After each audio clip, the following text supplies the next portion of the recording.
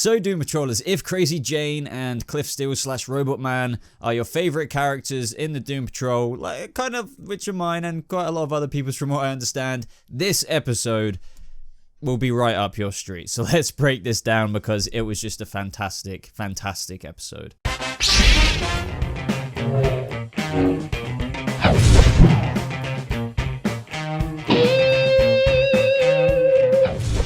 What is up, Doom Patrollers? Welcome to a brand new review for Doom Patrol episode 9, titled Jane Patrol. And as you could just tell from that intro of mine, this episode, I seriously, this is going to be a meme one day. I keep saying every episode is amazing. Well, I think you guys understand why, because this show is freaking amazing. But this really hit me in the feels. Seriously, no shame in admitting it whatsoever. At the end, I was in tears. It was just such a powerful episode. I think a lot of you guys resonate probably, or hopefully, with what I'm feeling here, especially with Crazy Jane being, from what I've gathered, the overall majority of people's favorite character alongside Robot Man. Sure, I'm not putting down Larry. Larry's an awesome character. Cyborg, Rita, like, I almost can't pick and choose. But either way, I'm going to get straight into this review, guys. I'm on a bit of a time crunch today, so if I skip past a couple of things, I do apologize, but you know me, I'll probably end up really going into detail and blabbering on for quite a bit anyway, but we'll just see how it goes. But subscribe, guys, if you're brand new to this channel and you want to see more DC Universe reviews and updates and all kind of comic book nerdy things just like this, and like this video if you do go on to enjoy it, as I really appreciate that support, and I would really love to know your thoughts on this episode down in the comments below. And if you ever want to talk about Doom Patrol with me directly, go ahead and join my Discord server down in the description as well. I would love to see more Doom Patrollers in there. So the very beginning of the episode set us up basically for what happened at the end of last episode. We had a flashback to 1957 with Kay Chalice building a puzzle, just like referencing back to the Doom Patrol episode. If you guys remember in that episode when Mento was essentially screwing everyone's mind, Jane was running away from a freaking hand that was made out of a load of like 1,000 billion freaking puzzle pieces. And this episode, to be honest, really obviously explored Jane's psyche and all of her personalities, and just essentially the underground, which is this network where all of the different personalities reside, full of deep, dark, locked memories of Kay Chalices. We learned a lot more about how Crazy Jane worked. So I found it very interesting seeing the different characters. So right from the beginning, we saw Karen being dragged down to the underground. So this starts right off from the end of last episode. Like a lot of DC, well, there's only been 2 so far, Titans and DC Universe shows are basically, there's no massive gaps between each episode. But either way, we saw so many original versions of each character that, you know, weren't Diane Guerrero. So we saw so many, like Kit with the can stick, Scarlet Harlot, Lucy Fugue, I believe, a Silver Tongue, Jill in Irons, Mama Pentecost, the Nun, Pretty Polly, Baby Doll, the Secretary, Flit.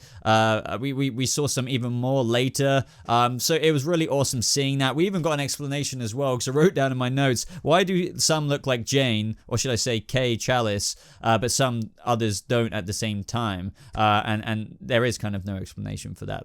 Like Penny put it herself in terms of how she doesn't even understand it all the time either, because we also had the Driver 8 train guard as well, who drives the train to the surface, or when one of her characters / personalities wants to rise and be the main personality that shines through. Now, the Doom Patrol are quite concerned about Jane because she's almost like in a catatonic state. That's because there's no primary, and we'll get onto what primary means in a second, in control. So she's just staring into space. So this is where the negative energy just comes out of Larry. He's just like, screw this, I know what to do. And he linked Cliff's mind with Jane's mind the whole time, so Cliff was allowed to go into Jane's underground and try and reach out to her, because the whole premise of why this has happened anyway is because Jane feels very lost, and it's all about coming to terms and figuring out that problem as best as she can in this episode. And the one person who could reach her, which is very self-explanatory as to why, is Cliff Steele. And I just, you know, I've said this so many times, these two are my favorite characters in the show. I feel like even though the other characters are being paid so much attention to as well, almost everyone is equal I honestly feel like Jane and Cliff are the shining stars of the show. I have to say, guys, Brendan Fraser is just, he is back, baby. Like, I know he's been back in voice acting, but in this episode where, obviously, when he went into the underground and it represented what he looked like before the accident, his acting and everything in this episode, there's no complaints. It was so funny seeing him act like Robot Man, but just, I know we've seen flashbacks before of him, but, you know, when, for example, he got tackled by Hammerhead and he was just saying F this, F that, or whatever, as Cliff Steele, obviously, but it was just so refreshing to see it on Brendan Fraser's face. Now, Cliff's journey takes him to jail where he sees Karen and they talk a little bit, but the main kind of story in this episode is that when Jane visits the three sisters, and they're kind of very interesting, creepy characters who advise her to go to the well for the answers to kind of solve her lost ways. But the well in the underground, a place that you shouldn't go to, because there was this previous primary known as Miranda who went there, and I'm guessing, yeah, she was never seen from again, by judging by the fact from what we saw at the end of the episode. And Miranda was like the old primary, and the primary makes it sound that, like, you know, out of everyone who pops to the surface throughout the episodes of Doom Patrol for Crazy Jane is normally the default it goes back to, even though Kay Chalice is like the OG personality, if you will. Jane is the new primary, but Miranda obviously went to the well before because she was lost and was never seen from again. And I really liked that flashback scene where Cliff was seeing all of these memories throughout the episode, and she saw like a younger Jane in school. I mean, imagine being Crazy Jane basically with Hammerhead coming out and everything like that in like freaking sixth grade class. That's insane to even think about it. And these memories are like more interesting than that. They're shortcuts to get around the underground, but the deeper you go, the darker the memories get. So, you know, we already talked about the flashback to, or the memory, should I say, of Kay Chalice when she was in school and what Cliff saw. But this also just brings me to the point where Cliff finally met Jane in the episode. And despite how much Jane, and I've been seeing this for the longest time, you guys as well, I assume, that no matter how much Jane throws back kindness in people's faces, maybe not to Niles Calder that much, but like Cliff, she does have a special spot for him, and you can see that in her acting. I'm almost speechless with her acting, and I'm not trying to like fanboy out. I'm sure a lot of you guys know what I'm on about. She is fantastic. She really is. And in that moment where Cliff just really wanted to help her, and she was just crying and telling him to F off and this, and he relentlessly just kept going after her, it was very apparent that Cliff is very near and dear to her, and we've definitely learned that towards the end, which really hit me in the feels, and I'll get to that in a second. But, you know, this wasn't the end of it for Cliff, because he kept going after her anyway as she headed towards the well. Now, throughout this whole episode, we've been hearing the echoes of Jane's abusive father calling to her, and this all led up to this really powerful moment where she finally started walking towards her childhood home, and that's where she met a younger version of Kay. Now, this isn't, as I said, the first time we've seen Kay Chalice before, but this is where Jane starts speaking to the younger Kay, and, you know, which reveals that the memory she saw earlier with all those flowers in the field and the little river going through, she realizes that's what the puzzle Kay was making, and it was probably like a nice memory, one of the nice memories Kay had to escape to before her disgusting ass father, you know, came into the room. And yeah. It was really heartbreaking seeing Jane talk to Kay, saying, you know, she doesn't even know if she can try anymore. And that's when we witness the father like come in the room, and you know, Kay Chalice going off with her father. I don't have to get into details. Obviously, her father was abusive, and from such a young age, that's what kind of kickstarted this whole kind of condition, if you will, that Jane has. Obviously, in the comics, they have the Dominator bomb, which, you know, probably emphasizes all of the other personalities. We still have yet to wait to see how Doom Patrol are going to tackle that, because they teased it in a couple of episodes back when she was getting injected with something. Now, we had already seen Jane go past Black Annis, but I really liked that moment when Cliff got to Black Annis, that creepy ass kind of demonic freaking lady, and I looked her up quite a bit, and she eats children and stuff like that. So, but moving on, I really found this moment powerful for Cliff anyway, because he was saying how he's not a man. He used to be, and when he was a lesser person, but not anymore. And he was peeling off his skin, which was very like detailed, but it was very symbolic of, you know, the man that he was is no more. The robot man is, despite not being a man, and no matter how much he wants to feel and be human and be a man again, he's more of a human being or a man that he ever has been before, if that makes sense. Or at least that's what I've taken out of this scene, or what I felt like they were trying to get across in that scene. And that was just very, very powerful, knowing who Robot Man has become.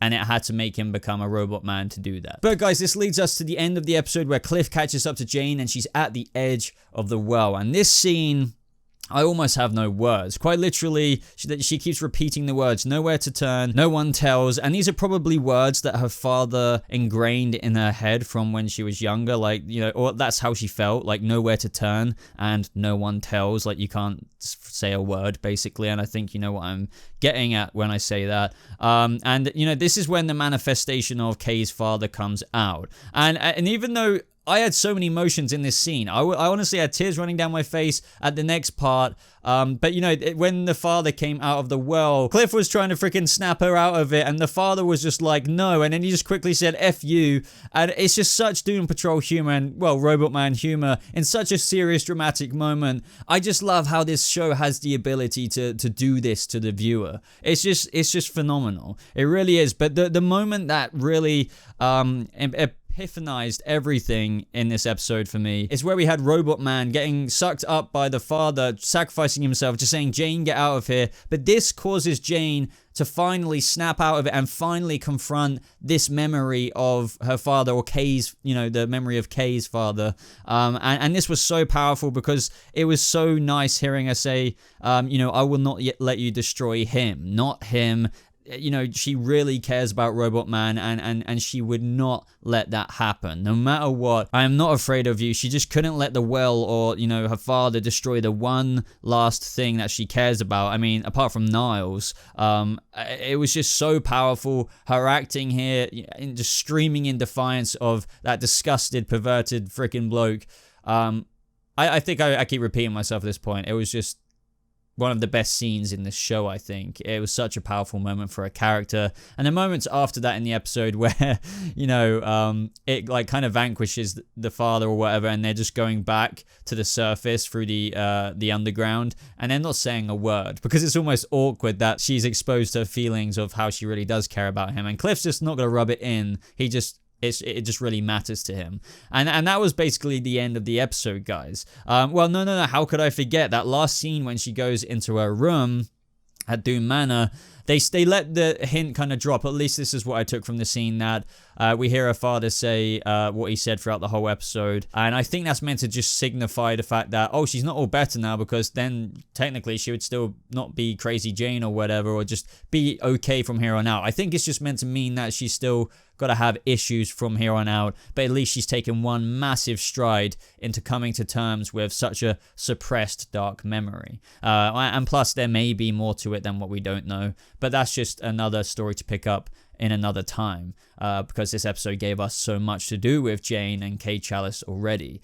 So guys, I absolutely love this episode, not only for its go deep into Crazy Jane's kind of backstory, but also to see the opportunity for Brendan Fraser to be Robot Man and play like a full episode like that, despite having the flashbacks already. And just the absolute emotion that this show provokes in its viewers is what makes this show to me so precious and one of my top shows to watch ever. And I can't say anymore. It's just so good. So I would love to know your thoughts on this episode down in the comments below, guys. If you like this video, please leave a like on it, as it really does show your support for the channel. As I said at the beginning, join my Discord server if you have Discord to talk about Doom Patrol with me directly. I will have a Titans video going up on Saturday, so that's tomorrow, about Bruce Wayne being cast in Titans, so keep an eye out for that. I assume you watch Titans if you're a Doom Patrol fan. But other than that, guys, thank you so much for watching. I hope you have a lovely rest of your day, and I'll see you Doom Patrollers in the next video.